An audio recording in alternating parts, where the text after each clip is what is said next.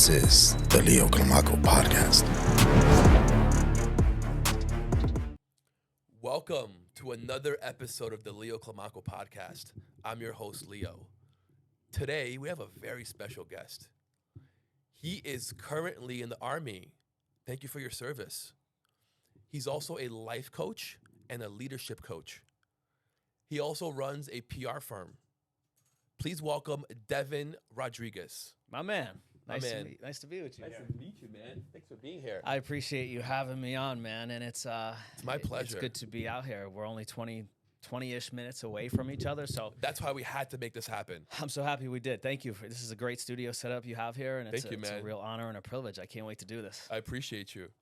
All right. Tell us a little bit about yourself. Yeah, who you are, where you come from, your background. Man, I grew up similar to you, New York, right? New York, I grew up in New York Queens, City. baby. Queens all the way.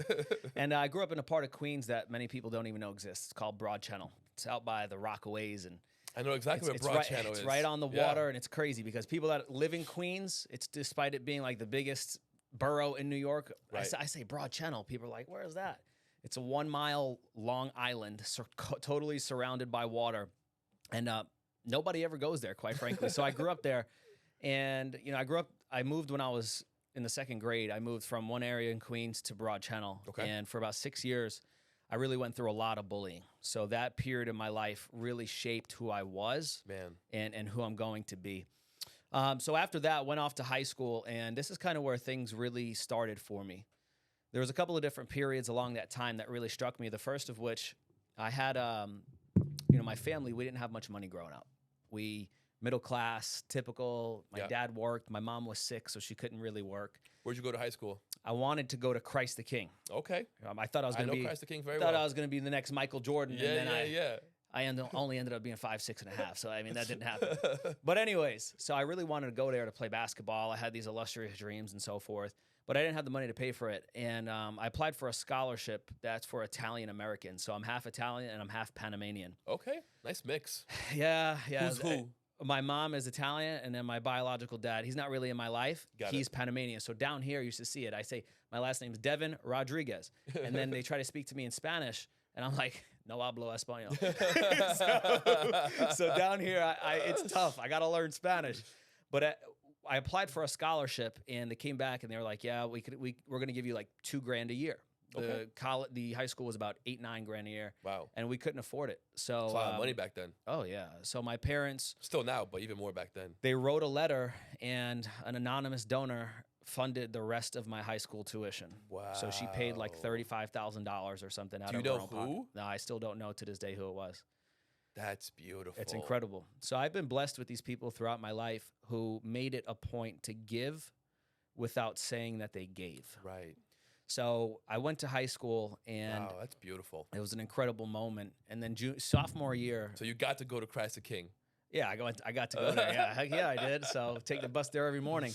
So my sophomore year, I was having kind of average grades, I guess you can say. And then my dad sat me down one day in the middle of the summer. And I don't know about you as a kid, but me in high school, my full-time job during the summers was Call of Duty. So it was, 12 or 1 o'clock at night, and my dad calls me out to the table, and he says, Deven, I want to ask you a question. I'm like, yeah, what is it, Dad? He says, what makes you any different from anyone who's ever achieved anything great in this world? Wow. And I said, Dad, I'm playing Call of Duty with my friends. I don't have time for this right now. You're what, 15? I'm 15, 16 years old. This is a loaded question. I never thought about anything like this. And he says, no, answer my question. I said, Dad, I don't know what makes me any different. All I know is that the kids that do really well in school, they're just naturally blessed, talented, and gifted. And then there's just everybody else that's like me that just gets average grades. And he said, look at me. I said, yeah? He said, I would never want you to forget this. Anyone who ever puts on their pants one leg at a time just like you do, they're just like you. Anyone who puts on their shirt one arm at a time just like you do, they're just like you. So there's nothing different between you and them. And there's some things that people say to us in life that plant seeds that although we try to ignore, will never leave us alone until we water them. Yep. I tried going to bed that night, and I had a hard time falling asleep. And I was thinking, my dad, he's talking to me about they're no different and all of these different things. And then after a couple of weeks, I just couldn't shake that. So I said to myself, you know what? I'm going to figure it out for myself if he's right. So I was like, okay, how am I going to apply this? How am I going to see if he's right? So I said, you know what? This next upcoming semester in school, I'm going to go ahead and I'm going to try my best. And I went from like number 60th in my class to number 5. And that was a turning point where it's like, whoa, there really is nothing different about me than anybody else who I was around. What did you change? Yeah, that's a good question. So number one, my inputs. So what I started listening to and what I started feeding my mind. So I remember at that point in time, it was just about 2 years after I had just got done being bullied, because once I left that school, all of the bullies stayed in that school. Coincidentally, though, the biggest bully went to also Christ the King with me. Really? But, you know, we grow up. Yeah. You know, so For he sure. and I are friends, we're cool, whatever the case may be. Yeah. But to me, the one thing that changed my life was listening to other people's stories. So now with what I do with helping people get booked on podcasts, it's a personal thing to me because that's what changed my life. So number one, it was what I listened to, because I believe that what you tune into, you turn into. For sure. I once heard one of my mentors, Les Brown, say that, and it changed. Wow, that makes a lot of sense. So that was the first thing. And then number two, I mean, I didn't know what I didn't know. So I just went out and I tried hard. Okay. Because I think effort is oftentimes underrated. For sure. So It's half the battle. it's half the battle. So I went out and I really just started to shape my thinking into a different way that was a winning type of mindset. So anyways, went to high school, finished off great, and then I went to St. John's University in Queens, New York, and that's when I got into like ROTC. I wanted to become an officer in the Army and all of these different things.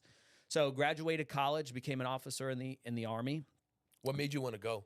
Well, for me, really, it was kind of like a setup for the next step. So I've always kind of been looking forward. And growing up in a middle-class family, you don't think about entrepreneurship. Like, that's not a thing. So my plan was to go to the military and then go into finance or something. And the military, being an officer, would be some great leadership stuff. And along the way, I caught the entrepreneur bug, which we can dive into that story a little bit more. And I started off as like doing life coaching and stuff, which I no longer really do now.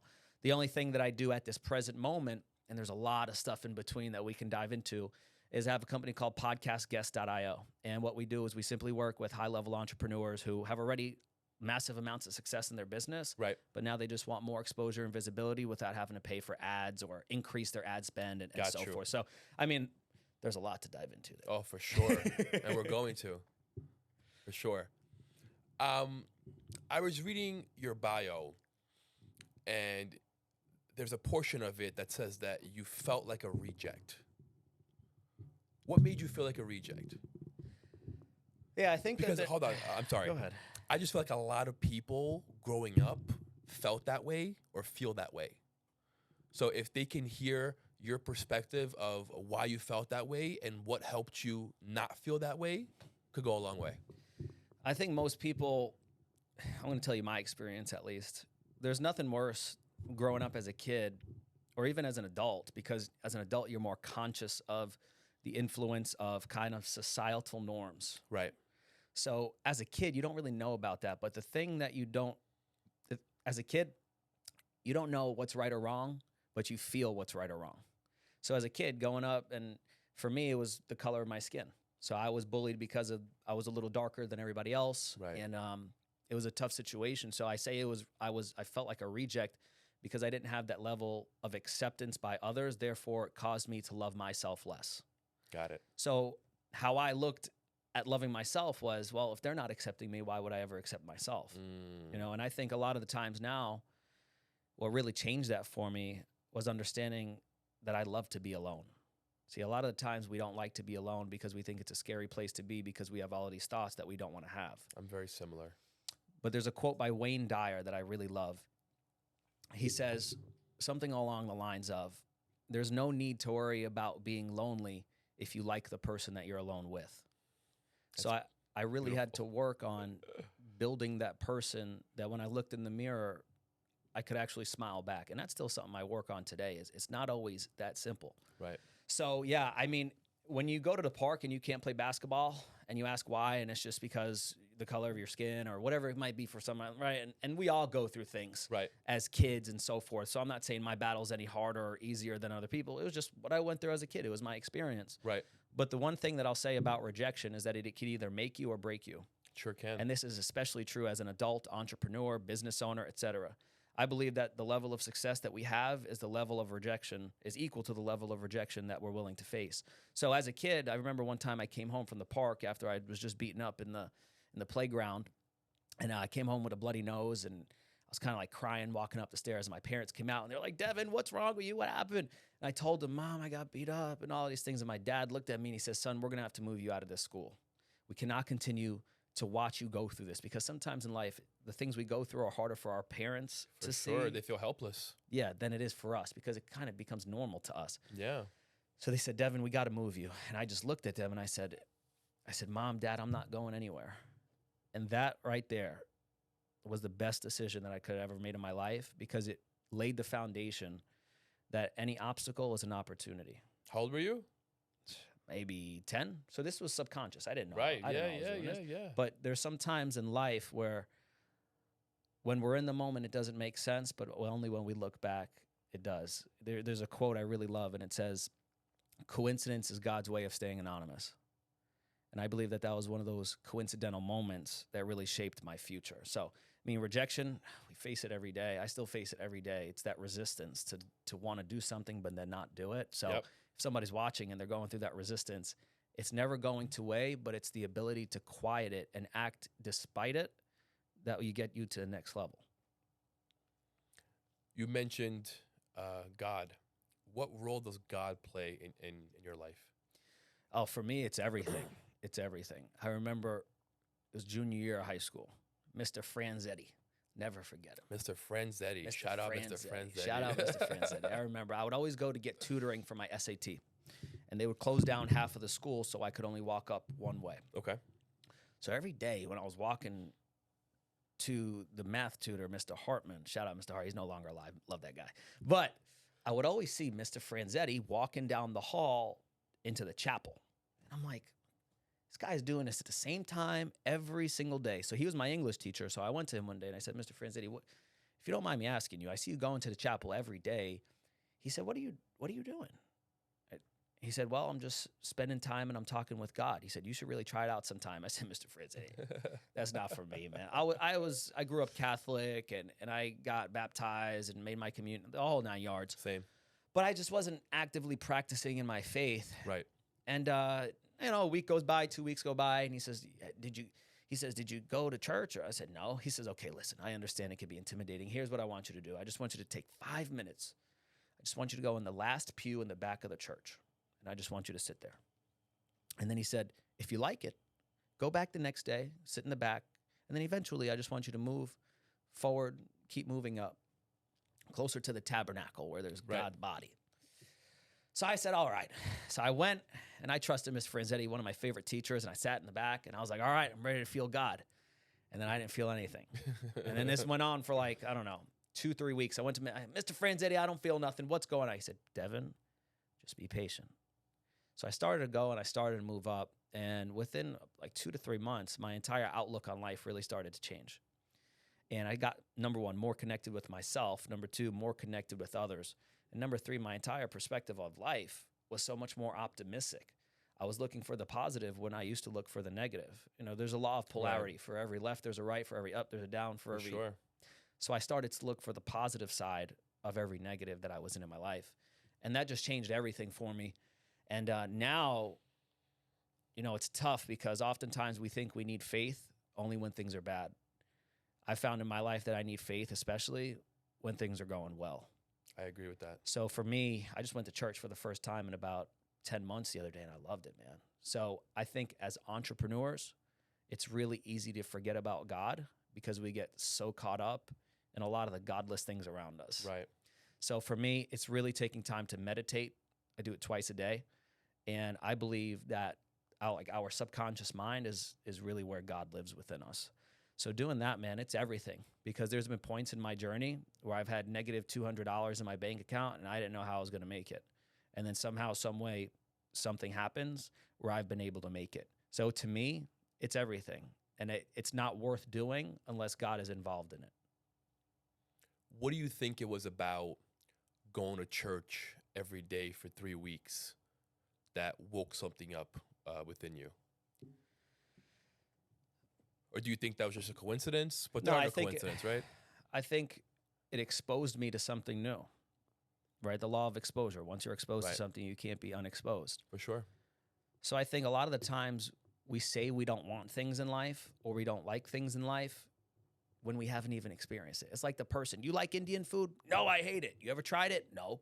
I'm like, what do you mean? You know, like, you never tried it. It's my 4-year-old. Same way. So for me, when it came to church, I was like, oh, church is boring. All of this, all of that, all of that. But I never had taken time to just go and sit in a church and just be there by myself. And experience it. Yeah. So there's some things that we can only learn through experience. We can't learn through watching a video, reading a book, or doing all of these different things. Right. So for me, it was really just when you're in a position in life, and I'm not saying that I was at this position then, but when you're at a position in life when nothing else is working, sometimes it's best to do something than to do nothing. So for me, I was like, all right, like, what do I have to lose? Right. So that was it, and just giving it the opportunity to work. Luckily, I was still young, so a lot of my beliefs hadn't developed 100%, so I was open to it. You know, the problem is as we get older, these beliefs become so strong that they're hard to break, and it's like, well, you know, it's never going to work, so we don't even try it in the first place. Right, to get hardwired in. I just think and also came down to mentors. I respected Mr. Franzetti. So I think for me, it was okay. I see him. He lives a kind of life that I would want to live. He's respectful. Everybody loves him. He's everybody's favorite teacher. He must be doing something right. So let me try to go and do that. I was going to say her name, but if my religion teacher would have told me to go to church, I would have said, no, I'm not going. I didn't like that. But no, I ended up loving her too. But I say all that to say, sometimes just need to give ourselves time to do things that we don't think we like so that we can become the person that we will like. That's very well said. You're a very good storyteller. The way you phrase it, the way you go about it, the way you put it together. Where'd you get that skill from? And how valuable is that skill to you? Yeah, man, this is so. When I started listening to my podcast, and back then it was like motivational podcasts weren't really a thing. Like in 2012 and 13, they were like, it was like just starting. Yeah. So remember, I was just going through 6 years of just getting beat up every day, physically, mentally, emotionally, spiritually. Like I would go home and just cry, like, God, why are you putting me through this? So really, I started to just look on YouTube and I would type in motivational video, and I would listen to Les Brown, and it was like Gary Vee was big at the time. All of these different guys, Eric Thomas, and over the period of the next few years, totally changed my life. Gary Vee was huge, man. Oh, I think he like cracked the door wide open for everybody else to rush through. He changed the game. Yeah. I tried so hard to be like Gary Vee, like so hard. So when I was about 17, 18, I looked at my life and I was like, wow, like I'm so proud of the things I've done. I want to do this for other people. So I had this goal. I wanted to be this big time motivational speaker. So I just started making videos like in my backyard, and there's videos when it was like the middle of October and like 30 degrees in New York City, and I'm in there in a jacket, like telling you got to work hard if you want to do good in school and all of these different things. Do you watch these videos sometimes? Yeah, now I watch them, and I urge a lot of my clients to, because a lot of the times we think that the way that we sound today is the way we're always going to sound. And believe it or not, a lot of people don't want to speak in whatever way on a stage, on a podcast, because they don't like the way that they sound, but they don't understand that it can be trained, which leads me to how I developed the skill. So number one, I do think it was something that I'm naturally inclined to do, because one of the things, and I have my own podcast too, and I've interviewed over 100 people. The one thing that I've noticed that every successful person I've interviewed has in common, they are all doing as adults, or most of them are doing as adults what they love to do as a kid. That's a very, very common theme that I see. So maybe I have a natural inclination, but natural inclination is not enough to really develop the skill. So fast forward now, it's 2021. I go into the Army, go through a 6-month-long training course, and then I go to something called Army Ranger School. And Army Ranger School is the #1 leadership school in the military, and it's like the super like macho man type of thing. I was in Fort Benning, Fort Benning in Georgia. So the course is 62 days long, and I'm in great shape. I could run 5 miles in 30 minutes. I'm like pumped to go. I'm going to crush it. Show up. I failed the swim test on day 1. What was that test? So you got to climb like a 35-foot ladder, and then there's a beam that's like this skinny, like the width of your shoe, that you have to go across, and it's like 100 feet. It's like, you're like, oh my God, I'm going to fall. Then you go on a Wow. rope, you shimmy down the rope, you hang from it, you jump into the water. Did that no problem. You get out of the water. The one thing was it was like 28 degrees. Got it. Okay. I'm an okay swimmer, but not when it's 28 degrees. Yeah, it must have been So freezing. now you got to run. You got to go on a zip line. It's actually pretty fun. You zip line down into the water. And then the last thing that they have is what they call the ditch and dawn. They put kind of like a harness over you, and attached to it is a rifle, not a real one. It's like Right. a dummy rifle. Right. And the whole point of it is you're supposed to jump into the water, submerge yourself underneath. You pretty much just lift your hands up in the air, and then the vest will come off of you. So you get the vest off of you, and then you just swim about 15 meters, not far. Got it. I jumped into the water. I started freaking out. I'm going to drown. I'm going to drown. I'm going to drown. And this is a very symbolic thing. They have a stick. It's a yellow stick, and they'll hold it out to you. And if you want to get out of the water, you got to touch the stick, AKA you're going to quit. Got it. So I touched the stick that time, and you get 2 attempts.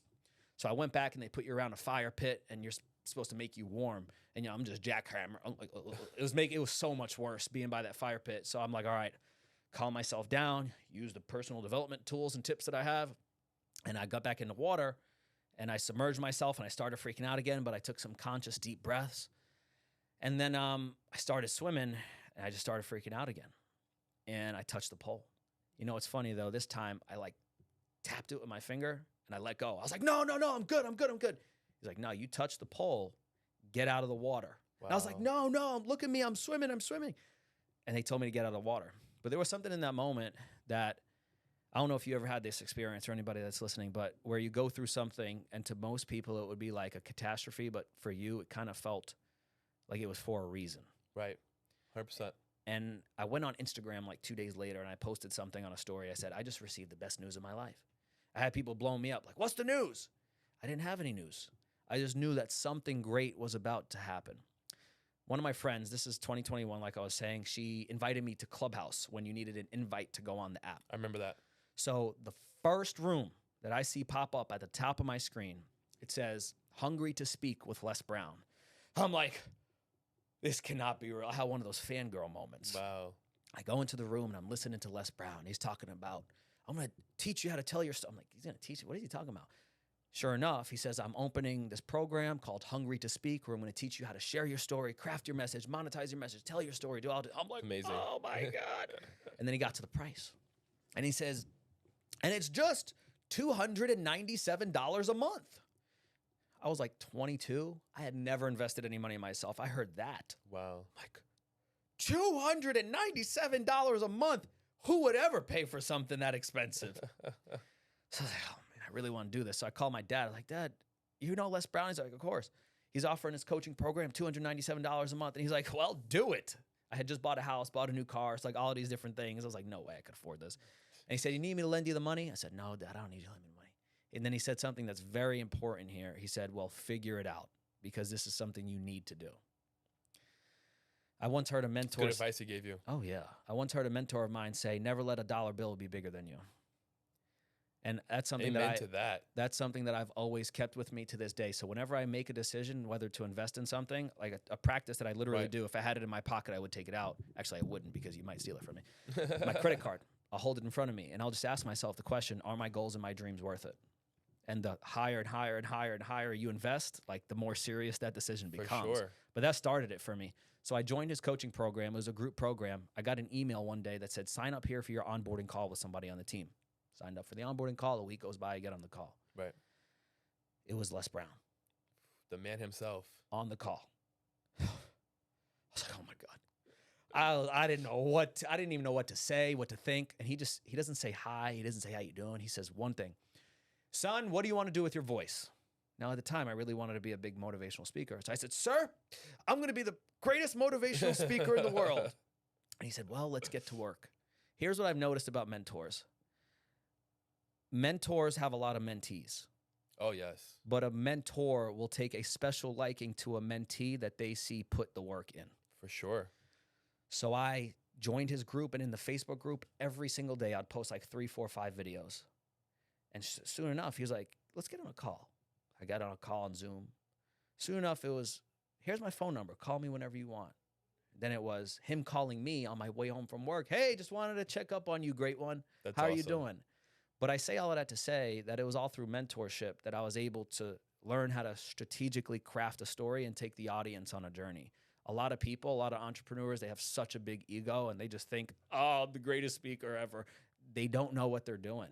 But it is the greatest skill that anybody can have, because through a story, you can persuade someone without them even knowing that you're persuading them. 100%. As you're talking, I am visualizing what you're saying in my head, and I can see it clearly. And that's how I know that you're a very good storyteller. Yeah, I mean, Because the picture just comes clearly in my head as you're speaking. Yeah, I mean, the big thing that I tell a lot of people now, because here's the thing, in my company, we get people booked on podcasts. But can I be honest, man? The one thing that really hurts me the most is when I get somebody booked on a podcast and it puts me to sleep. I'm like, oh my God, you just paid me all this money and you sound terrible. So one of the things that we do is that we train them on actually how to deliver the talk, right? The interview. The one thing that I tell everybody is this: our job is to verbalize what they internalize. So let me give you an example. Okay.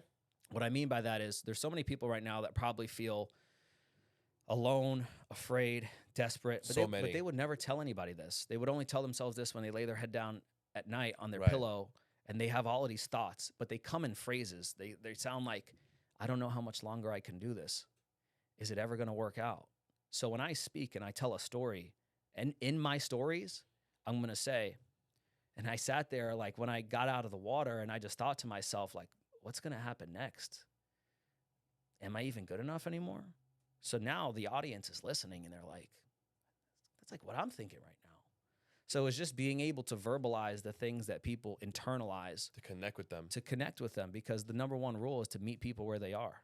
So many people want to communicate to an audience when they should really be communicating with an audience. So that's just something that really, for me, man, has made the world of a difference. And that's how you truly change a life, I feel like. That's how my life was changed. I felt like people met me where I was. But I can tell you also put in the work. Oh, yeah. I mean, there was a lot of work that goes into it. Otherwise, they wouldn't meet you there. Of course. You know it's very strategic. Like every word has to be a strategy. And that journey that you're talking about, like that, when you know you tell a good story is when somebody tells you, I felt like I was there. Yeah. Right. I felt like I was there. So the big thing is being able to be descriptive. Like I could have told you I went through a failure, but I said, no, I went into the water and I was shaking and I was so cold around the fire, giving you the ability. Body language is also very important. Giving you the ability to visualize it and to feel like you were there. And so I did. We have the five senses, right? See, smell, hear, touch, etc. Right. Like use that. That's what makes us human. So when we communicate, don't just say it was hot out. Describe it to me so I can feel like I'm there with you. So yeah, a couple of things there that are super important. That's a great nugget. It's a great tip. Yeah. Let's go back to the Army for a second. Were you happy there? That's a great question. No, not at all. I absolutely hated it. And looking back now, that's definitely a regret. Really? Yeah. You don't know why? Because everything affects everything else. Right. That's one thing I heard Jim Rohn say. And what happened was, as I started to become an entrepreneur, and I'm sure that there's a lot of people that can resonate with this, and you still have a full-time job, you come to really hate your full-time job. Because you're like, oh, this full-time job is stopping me from pursuing my passion and all of these different things. And I was like, yes. So I would show up later, leave earlier, not put in good effort, and everybody could notice. Right. Like Lieutenant Rodriguez. He's checked out. He's checked out. Yeah. Like you're there, but you're not there. Right. Soon enough, my diet would slip. Things in my business would slip. I couldn't get new clients. And man, I'm telling you, it's taken me probably 2.5 years to realize that was such the wrong mentality to have. The fact that I have this position right now.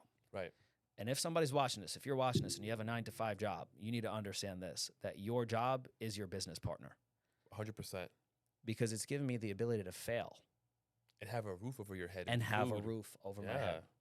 And it took me so long to get to that point. And I hated it, man. And now looking back, it's just like, I wish I would have done that differently. But I learned, right? So I'm not salty about it or anything of the sort. Right. But there's a couple of lessons along the way that I learned. I remember I'll never forget this.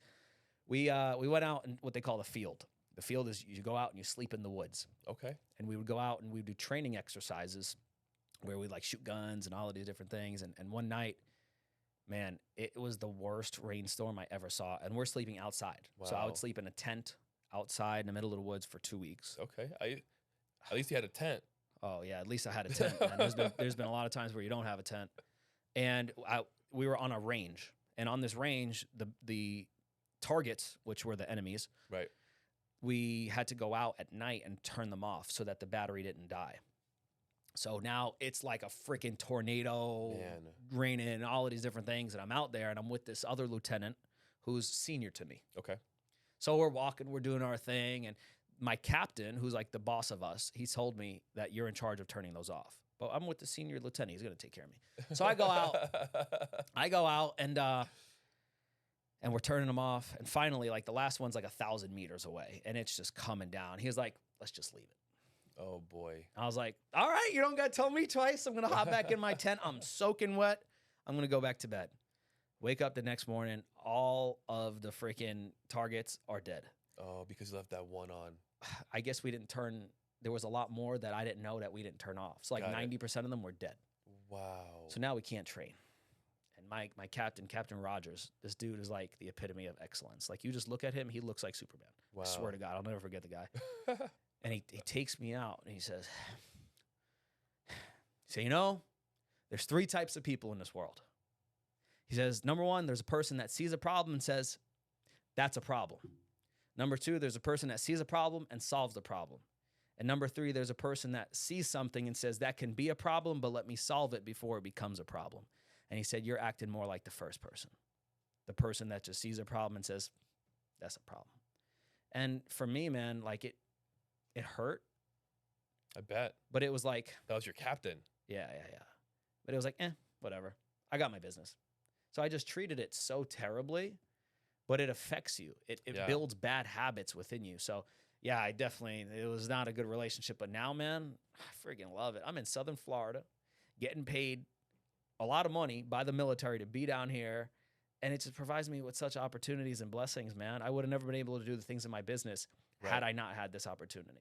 That's great. What are you doing now for them as you're Yeah. ending So your down, tour? down here, we do a lot of recruiting. So a lot of people don't notice, but the military is really struggling to get new people in the Army. But in Miami and Fort Lauderdale, we're like the #1 recruiting center in America. Really? So yeah, we absolutely crush it. So down here, I have a position that's called XO. I'm the executive officer. So right before I came on this podcast, I was in charge of doing inventories, making sure we have our equipment, a lot of logistical things that are behind the scene that I do. But it gives me such flexibility. I'm able to be here with you right now. My boss is like, "Cool, let's do it." That's great. Right. So I think like the lesson that I learned from that is wherever you are, just be there and really be there. Don't just be there physically, but be there mentally. You know, I've been lucky, man. It's been a hell of a ride, but God puts us all in those situations to learn different things. Let's get a little political. Why do you think the Army's struggling right now? You know what's funny? The Army, the Air Force, the Navy, all struggling to get new people into the military. You know, the one branch of service that is not struggling are the Marines. And we're going to dive into like some persuasion. This is like what I believe. The reason being is because if you look at the Army's always changing their slogan. It's like, be all you can be. And all of these, they're changing like every 3 years to try to find something else that'll stick and be like, yeah, I want to join the Army. Right. So if you ever met somebody and they were in the Army, what do they typically say to you? That they joined because they know what they wanted to do. They thought it was a good opportunity. Right. They wanted to have that experience maybe, or, things of that nature. If you ask a person why they joined the Marines, a lot of times they just say, because I wanted to be a Marine. Right. When you ask somebody, what do? They say, I'm in the Army. You ask somebody what they do when they're in the Marines, they say, I'm a Marine. Right. So there's a big difference there. And I think the #1 thing in order to persuade people is to give them an identity that they can attach themselves to that's greater than them. So the Army, there's not that identity. The Air Force, there's not that identity. But then there's the Marines. Right. Big, macho men who are first into battle and are killers and all of these different things. So I think we're struggling right now. I mean, there's a lot of different things. I mean, the generation that we're in right now, not very patriotic whatsoever. And unfortunately, a lot of times it takes something bad happening in order to have a sense of valor and patriotism installed in America, which is so sad, man, which I pray to God nothing happens. But like if you look at 9/11, everybody wanted to join. So I am Right. not saying that I want something like that to happen, but what I am saying is that we've just It had helps. we've had so many years of peace, kind Right. of, Right. that it's just Americans are like, war seems so far fetched to people that it's like, why even care about it? We watch a movie, but that'll be about it. So I think that, yeah, the Marine Corps, there's a really good identity behind them. So even if, like, for business owners, like, what's the identity behind the product that we sell? ClickFunnels is a great example. I'm a funnel hacker. So just thinking about, what is that identity? What is that identity? What is that identity? Because you need to give something to attach That's so to. true. Give something to attach to that's greater than just the product itself. So Right. yeah, that's kind of some of my takes. But because we got an article one day and it was like, Marines, only branch not struggling. I was like, why? And I wrote this whole long article. I pushed it out to like 300 people, kind of giving my thoughts on it. And it really came down That's awesome. to an identity. Yeah. No, that makes total sense. Because, like, you can tell how proud a Marine is to be a Yeah. Marine. They have stickers in their cars. Let me give you this much. Check this out. The Army gives like $80,000 bonuses, $70,000 bonuses. The Marines give nothing. Really? And they're still like far exceeding everybody else. Wow. It's because they even say, we don't sell the bonus, we sell that you are going to be a United States Marine, right? So what comes along with that, right? So it's wild, man. So yeah, that's some of my thoughts on that. We can go a lot deeper, but it's just wild to see the subtleties and just how human behavior can be shaped by identity. And you can see it over and over again, sometimes for evil, like some of the dictators throughout the past. Right. And then some people like Nelson Mandela for the better, Martin Luther King for the better. So it's wild, man. It really is. What do you think of the current state of America? You know what's funny? I have a lot of family members and stuff. They're like, what do you think of Joe Biden? Or what do you think of Trump? And what do you think about what's happening here or happening there? The people in the military, we probably keep up with the news the least. Really? Yeah.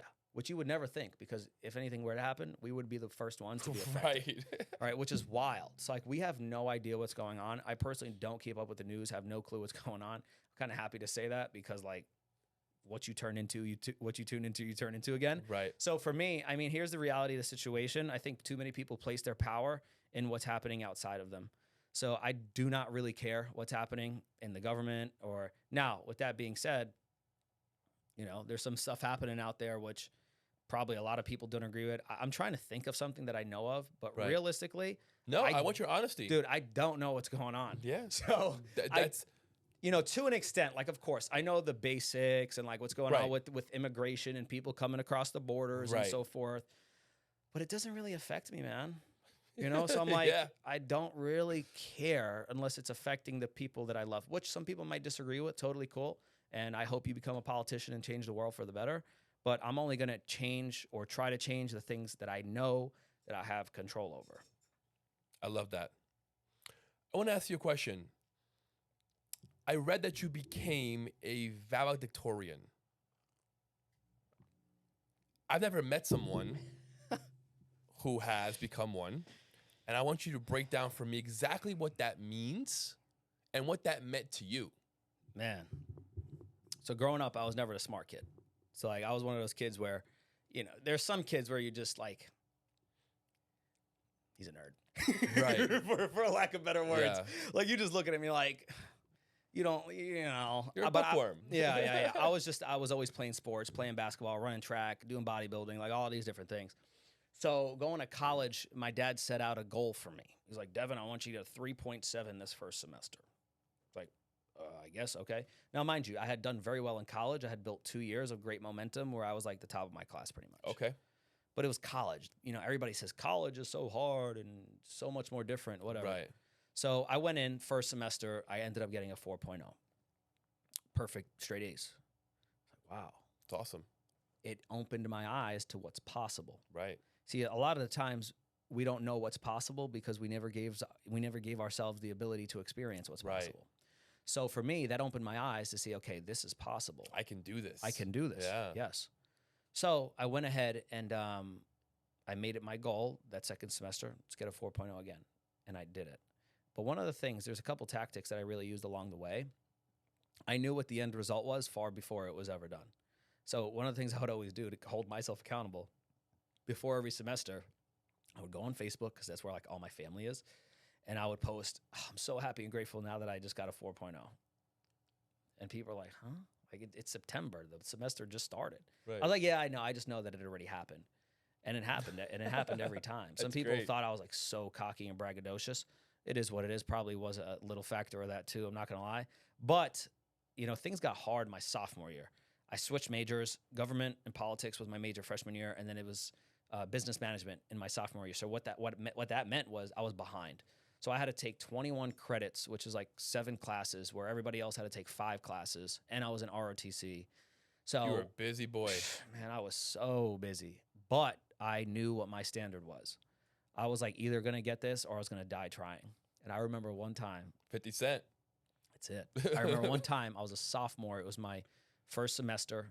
Professor Igor Tomic, this big, I don't know what he was. He's like a big Romanian or Russian guy, like with a heavy accent. My name is Tomic. He's a really cool guy. But what happened was I was like on the fence. Like, am I going to get it? Am I going to get an A-, a B+? I don't know. So I take the final exam, and I knew I needed like an 88 or something like that.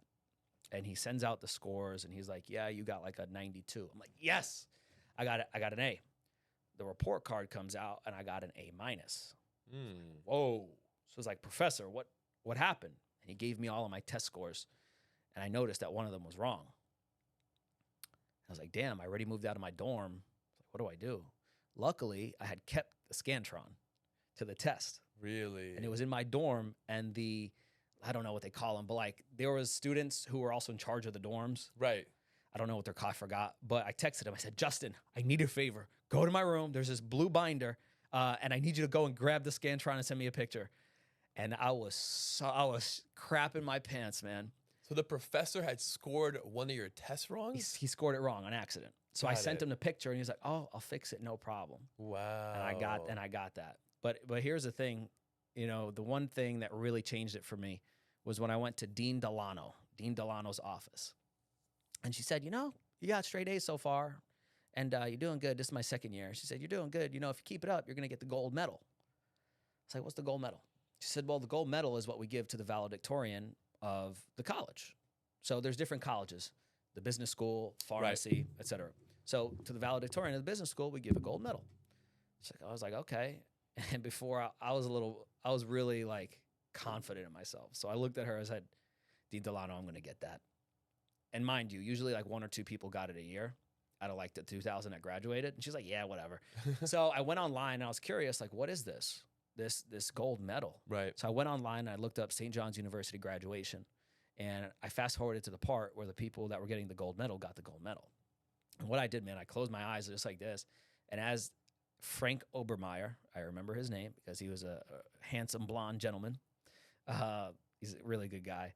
He got the gold medal. And as they said, Frank Obermeyer, I just closed my eyes and I just visualized that it was me getting that.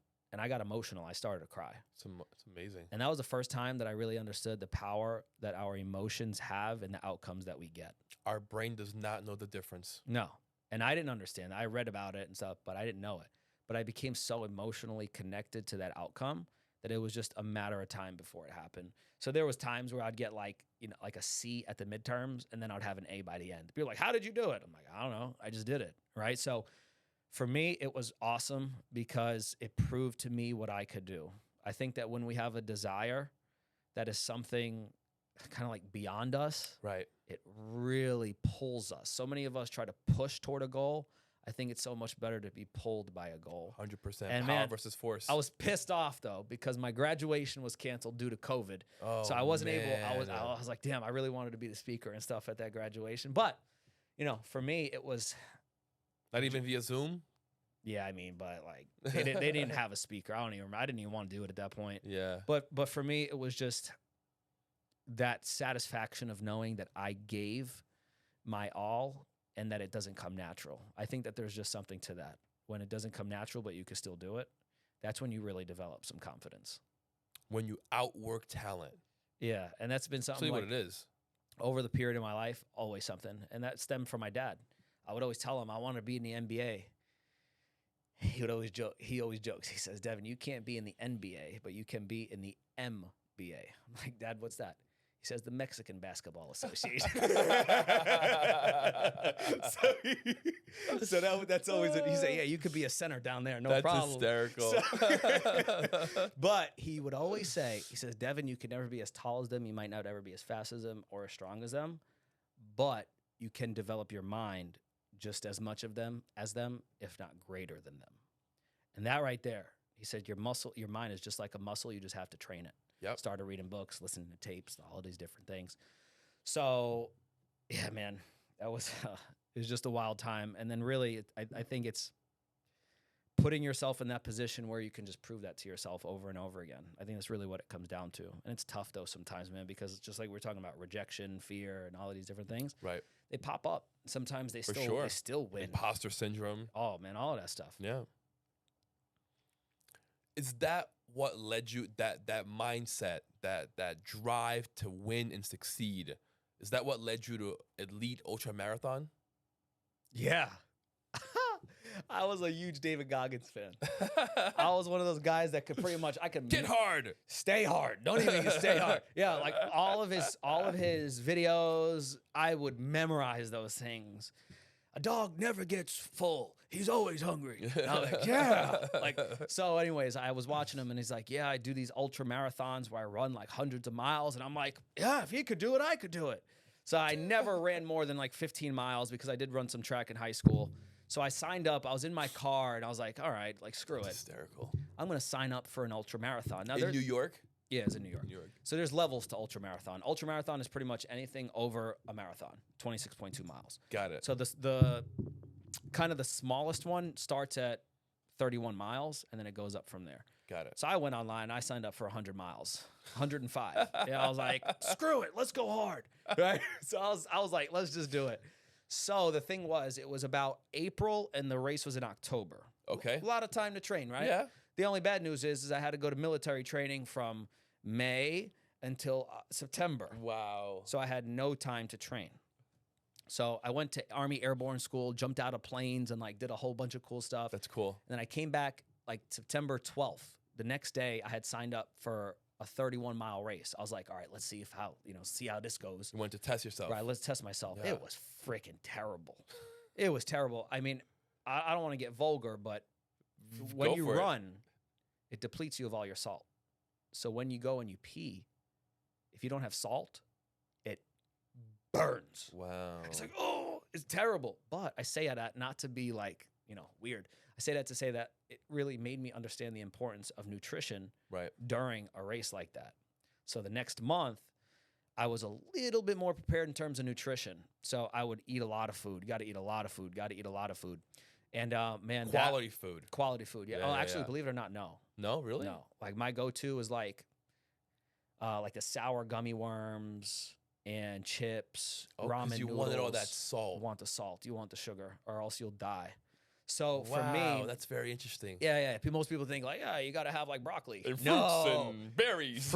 Fruits and berries are good though because it's all sugars and all those different things. Okay. So, anyways, I show up to this line of the 100-mile race, and the first half of the race, first 50 miles, I was in like second place. Really? And then I remember, man, there was just a point, and it's such a good analogy for life. It's like I was just so broken down, and it was just dark outside, and I just went on my hands and knees, and I was like, how am I going to do this anymore? Like, I can't do this. And it was a mind fuck because you had to do 10 loops of a 10.4 mile trail. So you're just doing circle after circle after circle after circle after circle. So it's easy to quit. You can just quit right where you started, no problem. And man, that last lap, the 10-mile lap, it took me like 3.5 hours to do 10 miles. And I could barely lift my legs off the ground because my hip flexors were just so destroyed. So anyone watching this, I do not recommend doing what I did. But I crossed that finish line, and once again, there was that thought that was like, so good. If I could do this, what can't I do? So that's incredible. It was really fun, and then I actually trained for one, and I did a race called 1 mile at a time. Okay. And that was the concept of it is you run 1 mile within 15 minutes until there's one person left standing. Wow. And I got to tell this story. This is the most crazy story. Please do. How many miles did you end up running? 77 miles. Okay. And it was around a 1 mile pond. Great race. So there was this guy, I got up to mile 50, and there's about 5 people left. And I would look over, and we keep running, mile 55, mile 60, mile 65. Mile 65, I went to my girlfriend. I'm like, I'm done. Like, I'm done. I can't do this no more. Just because within 15 minutes, you also have to find a way to eat. You have to find a way to go to the bathroom, change your socks, change your shoes, whatever you want within 15 minutes. If you don't get in 15 minutes, you're done. So I'm struggling, coming in at like 13 and a half minutes, 1.5 minute break. And every time there's this dude that just takes off. This dude's booking it. He's like doing 8.5 minute miles for 65 miles. That's crazy. The craziest part is he would sit down in his chair just like this, crack open a beer. No fucking way. Blub, blub, blub, blub, blub, blub, blub. Light up a cigarette. What? And then go out for the next one. Every single lap. So I'm looking at this guy thinking That's like, fucking insane. this dude's Superman. He's drinking beer and smoking cigarettes at 65 miles and doing 9 minutes a mile. I'm like, there's no way. So we go another 5 miles, mile 70, and he showed no signs of slowing up. And it was 3 of us left. Me, Kevin, who was the race director, and then the guy, his name is Peter, I think, sitting down. So they ring the bell when there's like 10 seconds left. You got to go to the start line to go. Me and Kevin get up, and Kevin turns to Peter, and he says, let's go, Pete. And Pete's like, really? And at that moment, I was like, wow, I'm so happy I did not quit just 5 miles earlier. And that is just such a great representation of life, because sometimes in life you think that you are so far from winning, but yet you're so close. But yet we give up so often that we never realize how close we were. This is so true. So once that happened, I knew I was going to kick the other guy's ass. So we went for like another 7 miles, and I ended up winning. And that was awesome, because it was just so good. And this is what a great storyteller will do. Not saying that I am one, just seeing that, like, from my observation of others, Right. they never tell a story without a point, and they never tell a point without a story. So everything that I go through, I'm always thinking, what's the lesson that I learned in this? What's the lesson that I learned in this?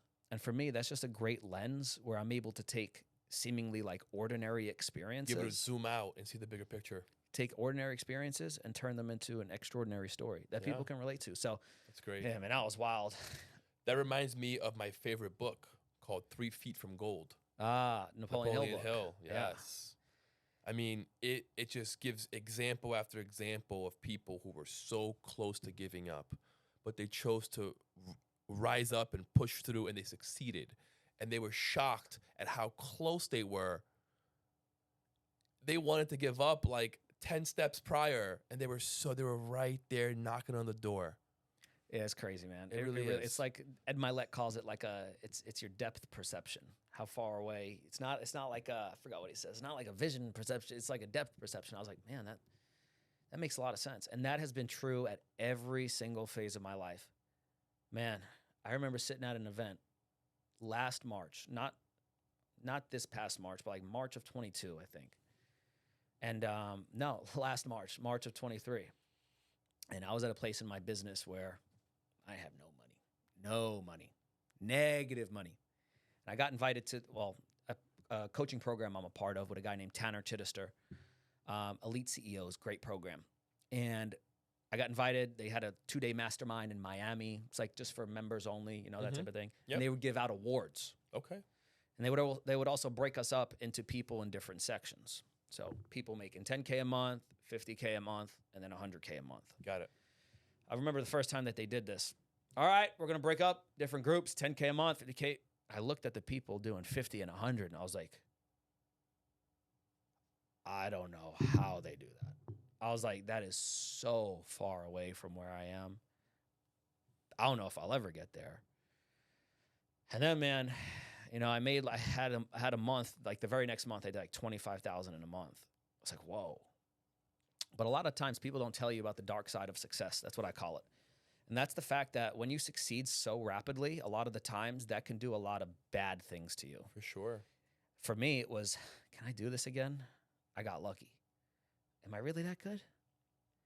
And for the next 6 months, I didn't make $1, not a nickel. Really? Because I was just so in my head, man. And that was the best place to be, because most people think that when you start from zero that you have nothing. But what people don't realize is that when you start from zero, that means you have nothing to lose. Driving home one day, remember I was telling you I was teaching people like public speaking and storytelling. The biggest problem I had was that I would teach them how to tell their story, but they would never go on to get a stage to share it. So I was like, what the hell was the point of that? What's the point, right? So I'm driving my car one day and I'm listening to an interview of James Clear, Atomic Habits. The host says, I've met him. He's a good guy. Oh man, I love that dude. I love his work. At a John Maxwell leadership conference. He was there? He spoke, yeah. Oh man, I love his work. So anyways, the interview asks him, James, how do you like stay productive? And he said, well, it's not really about what I do, but it's I say no to. I was like, oh, that's a good answer. They said, James, what do you say no to often? Everything. He said, public speaking engagements. Because here's the thing. A lot of people that are in like the speaking industry, they teach you how to go out and like speak on stages. Yeah. So for me to hear him say this, I was like, wait a second. He doesn't like to do public speaking. And he says, yeah, the reason, and he says, in fact, I don't like doing it so much that I charge $200,000 an hour for my engagements. He said, the reason why I do that is specifically so more people will say no. And the host asked him, they said, well, James, why do you say no? He says, because when you go and you speak on a stage, only the people that are in those walls, in that room, will hear your message. Nobody outside of that building, out of that room, will ever hear my message. Sure, they might chop it up into short form or whatever, post it on YouTube, but nobody's really going to be impacted besides the people that sat in those seats. Right. He says, the question we all have to ask ourselves is, what is the work that when I do it just one time will continue to work for me forever? And he said, this podcast, you see what we're doing? The host said, yeah. He said, in a year from now, people can listen to this and they can buy my book. 10 years from now, people can listen to this and become a fan. He says, this is work that when I do it will continue to work for me. And in that moment, I was driving. Boom. It was like, Deven, you've been a podcaster for 6 years. You teach people how to tell their story. So why don't you just help people not only learn how to tell their story, but also get booked on podcasts? It clicked. It clicked. See, that's what I call a God moment, because there's a difference between a God moment and a good moment. A good moment is when a thought comes to your head and it just leaves. But a God moment is when a thought comes and it won't leave you. Deep. So I was like, whatever. It kept coming back. I went to Funnel Hacking Live, Russell Brunson. Okay, yep. I was so broke. I read a book called Willpower something. I don't remember. It's by Dr. Benjamin Hardy. Okay. Great author. Willpower doesn't work.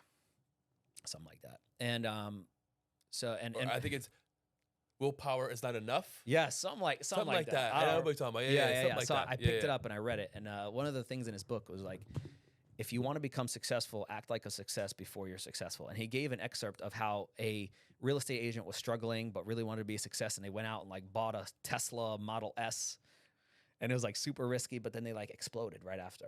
Yeah. So I was like, I want to do that. I'm going to go buy a Corvette. So I went out and I bought a $95,000 Corvette. World G.I. Joe. That's it. And, I didn't have any money to really pay it, so I had to delay the payments by 60 days. They were like, do you want to start payments now? I was like, do I have to? They're like, no, you could delay it for 60 days. I was like, I will definitely take that option. So I took the Corvette up to Orlando to go to Funnel Hacking Live. And I remember pulling up to the valet. First day I pulled up, I gave the guy 20, just park it right in front for me, no problem. Next day I come up, I go to, okay, can we do Cash App? He says, no, we only do cash today. I was like, you only do cash? I was like, all right, cool. I'm going to go to ATM. So I go to the ATM and I press $40 because I asked him how much. And he says, well, you tell me how much. I was like, all right, this guy's going to try to, he's going to try to, he's going to try to pull me, right? So I took out 40. I was like, that'll be good. And it says insufficient funds. I'm like, insufficient funds? What the hell's going on here? I took it out, put it back in. I was like, all right, it's the card. Insufficient funds. Put it back in. Insufficient funds. The third time I do it, guess who walks by? Dr. Benjamin Hardy. Believe it or not. I was like, Dr. Benjamin Hardy? Can we take a picture? So the guy's book, who I was reading, that really influenced me to get that car in the first place. That's insane. It was wild. So finally, I was like, okay, I need to check my bank app. And I saw that I had negative $234. And I had just had like 6 days of $34 overdraft fees that I didn't notice. So I transferred over money to my account from my personal to my business and just like going through my savings and stuff. So that's like where I was. And this is the end of September, like September 28th and 29th of 2023. And I went to listen to Funnel Hacking Live 4 days long, super long event, like 8 a.m. to 8 p.m. every day. And Russell Brunson is the first speaker on the first day. And he says, there comes a moment in life where you have a desire, where you see something and you just say, I want that. But the only problem is that there's such a gap between where you are now and what you want that you have no idea how that will ever happen. Right. You know how to bridge it. But he says, then what's going to happen is God is going to drop an idea into your head. Boop. And you're going to say, what? Do that? That doesn't make sense. And what God's going to do is he's going to sit there and he's going to say, okay, will Deven be a good steward of my idea? Will he care for this idea, nourish this idea, bring it to life? Or will he allow XYZ trauma and all of these different things and rejection and fear, overthinking, imposters to get in his way, which is the devil in my opinion. For sure, 100%. And he says, if you are able to be a good steward of that idea, what will happen is God will give you an elevated idea. And I sat there and I thought, and I was like, that makes so much sense. Doesn't it? Because I had gotten the public, I started off like life coaching and I threw that out. And then I started off doing public speaking, and then I quit that because I just went through so much crap. And then I had this idea for helping people get booked on podcasts, but I didn't know where to start. But that was confirmation right there. So what did I do? I went out to a mentor of mine, Tanner Chittister, and I said, Tanner, I'm going to get you on podcast. And he says, I'm not paying you. And I said, good, because I don't want to be paid. I heard Alex Hormozy say something, and I'm a big fan of his work because it really impacted and changed the trajectory of my life. Yeah. He said, the greatest thing that you could ever do for someone is to find something that you know that they need and to just do it for them without asking. I agree with that.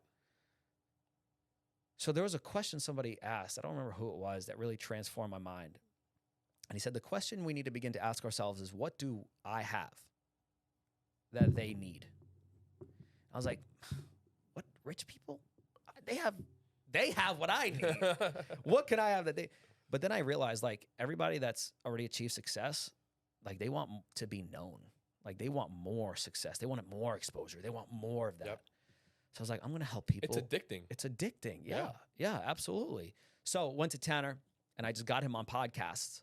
And I was like, Tanner, you want to go on these shows? Can I rewind a little bit? Of course. 2 years before that, I had done that with Les Brown. I was like, how do I ever repay you for doing this? I was like, I got to figure something out. So I went to he's actually now like a good partner of mine, send him so many clients. That's His name awesome. is John Lee Dumas of Entrepreneurs on Fire, the #1 entrepreneurship show of all time. And I said, John, you want to have Les on? He was like, of course I want to have Les on a show. He usually charges like $3,500 to get people on a show, but it was free because it was Les Brown. So, and then I went to Les. I said, Les, I got you hooked up. You want to go on this show? And he said, yeah, of course. And I did that with another guy named Dennis Waitley, who's an OG. So that was like 2 years ago. Got it. So now I started remembering that. I was like, well, why don't I do that again?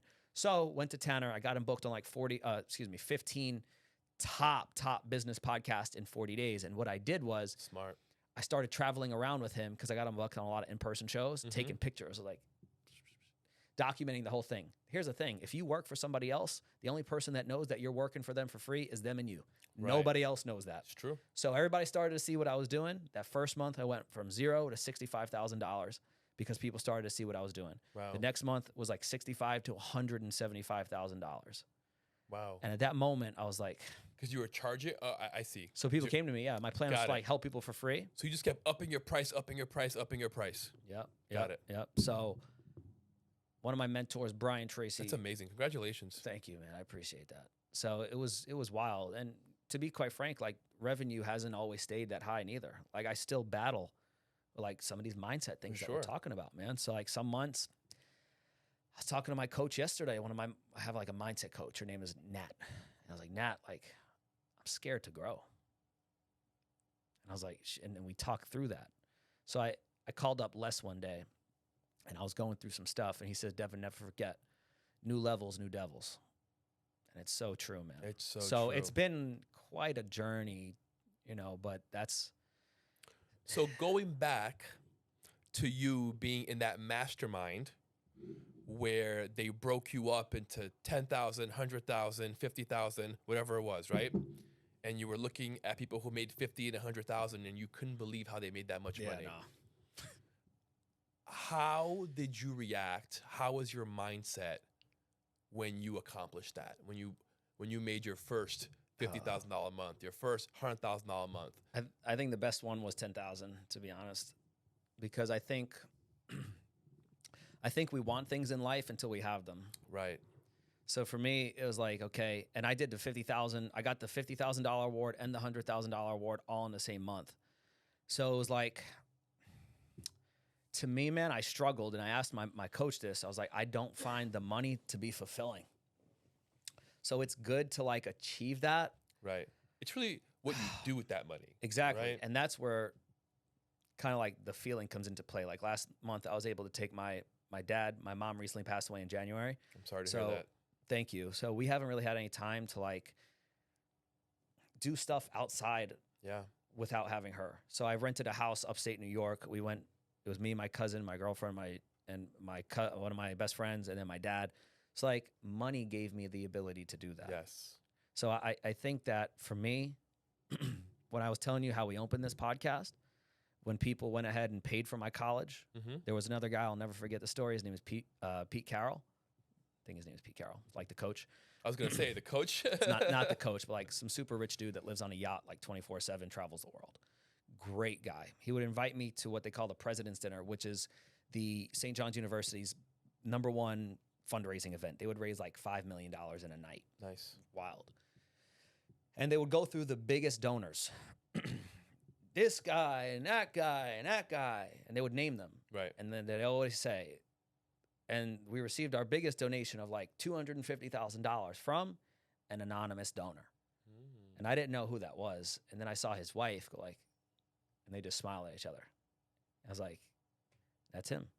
And little did I know it, but he also was the money backing a scholarship fund that I was a part of as well that gave like 30 kids per year. That's so amazing. If you go like 4 years, freshman, sophomore, junior, senior, right. You know, we're talking $100,000 a year. He gave them all $5,000. That's and great. He never said anything. So for me now, as I kind of like acquire more money or whatever the case may be, I just really want to have the ability to really pass that on to other people, man, because that's like what money's for. Right.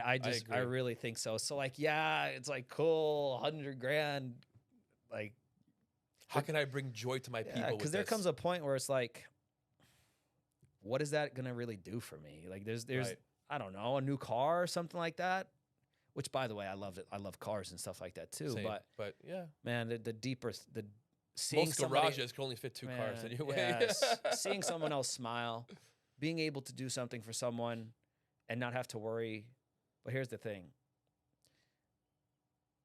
I think that unless you give when you don't have, you're not going to be prepared to have when it's your time to have.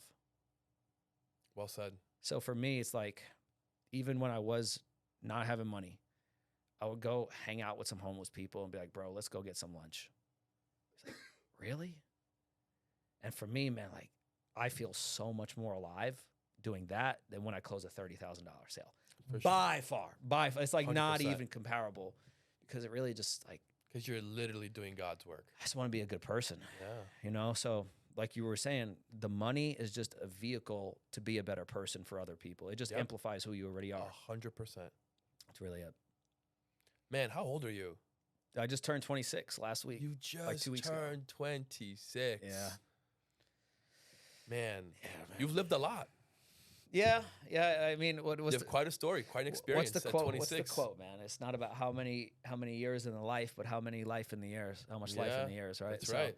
Yeah, I mean, you know what I'm most proud of, and it's tough because I was a mama's boy, right? So like, for me, I'm not gonna deny it.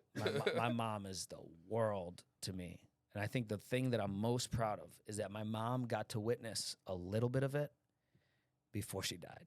That's amazing. I remember calling her up. I know how that feels. Oh man, it's incredible. So It's incredible. Called her up. I was like, Mom, I made like $40,000 today. She'd be in the hospital or something. Like, boy, you made some moolah today. I was like, yeah, Mom. And I remember one of the last times we spoke, you know, I spoke to her every day, and I'm very, very grateful for that. The last day, the only time I would say 90% of the time every day. But the one day that I didn't speak to her was the day before she died, which was really just coincidental. But yeah, it's just wild. I'm proud of that, because one of my greatest fears in life was my parents dying and them never seeing me become what I could be. So the fact that I could just call her up and be like, I did this.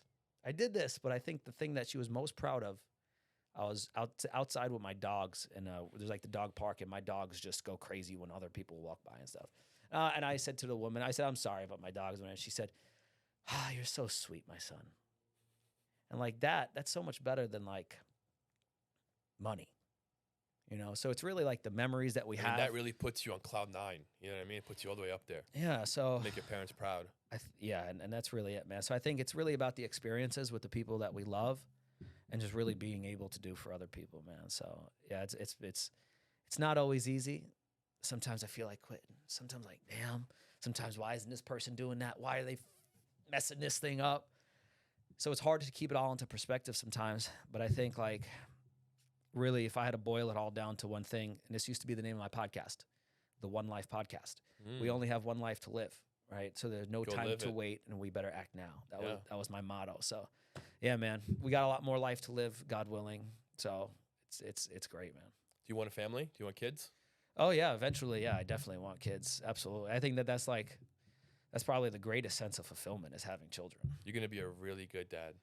And I appreciate that. Really that's all I want to do, man. That's all I want to do. I can feel the energy from you. I have 2 boys myself. I have a 4-year-old and a 2-year-old. You must pour into them, boy. That's your world. They are my world. I love those boys. I do everything for them, and I can feel your energy. You're going to be an amazing dad. I appreciate you, bro. Don't wait too long to have kids. Thank you. No. Don't wait too long. I appreciate it, man, and I appreciate that. And I want to acknowledge you, because I love your podcast.